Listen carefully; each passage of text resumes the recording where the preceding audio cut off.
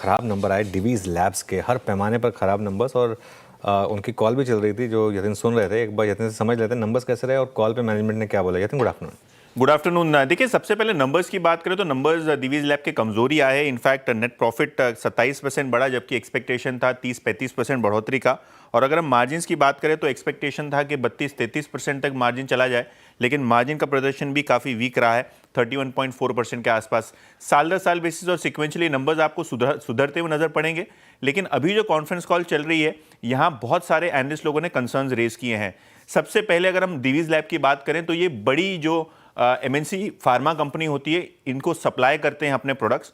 और कहीं ना कहीं ट्रंप साहब के जो निर्देश हैं कि भाई ब्रांडेड जो ड्रग्स हैं यूएस में, इसके दाम कम होने चाहिए, और इंश्योरेंस कंपनी भी अपनी लागत जो है कम करना चाहते हैं, तो कहीं ना कहीं दबाव एमएनसी फार्मा कंपनीज की तरफ से भी आ रहा है। और कहीं ना कहीं इंश्योरेंस कंपनीज, जो अमेरिकन इंश्योरेंस कंपनी है, यहां से भी इंपैक्ट आता हुआ नजर पड़ रहा है, जिसके कारण जेनेरिक और ब्रांडेड ड्रग दोनों के ही दामों में आप गिरावट देख रहे हैं। इनफैक्ट कंपनी के अगर हम जेनेरिक बिजनेस की बात करें तो यहां भी प्राइसिंग प्रेशर देखने को मिल रहा है। और जो कस्टम सिंथेसिस बिजनेस है, यहां भी अगर आप देखें तो कहीं ना कहीं दिक्कतों का सामना करना पड़ रहा है। ऑब्वियसली डिवीज लैब का कहना यह है कि कंपनी बैकवर्ड इंटीग्रेशन की तरफ ज्यादा ध्यान दे रही है।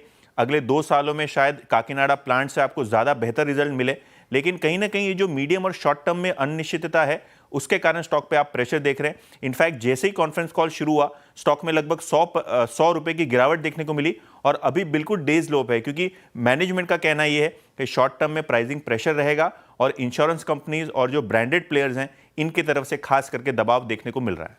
बिल्कुल, तो ये बात होगी डिवीज़ लैब्स की। शुक्रिया यतिन। Neeraj ji, good afternoon. आप क्या व्यू रहेगा डिवीज़ लैब्स पर? इस गिरावट में खरीदेंगे क्या स्टॉक को? या गुड आफ्टरनून।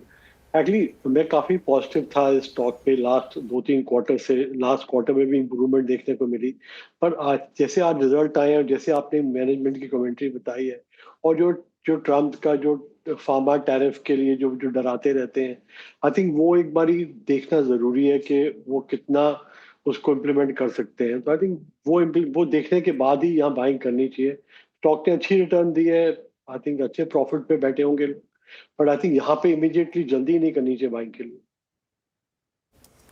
ओके, जल्दबाजी नहीं करनी चाहिए फिलहाल बाइंग के लिए। तो बात होगी डिवीज लैब की, नतीजे खराब। कॉल में भी मैनेजमेंट की कमेंट्री काफ़ी वीक नजर आए। स्टॉक डेज लो पे अभी फिलहाल देखने को मिलेगा आपको। एक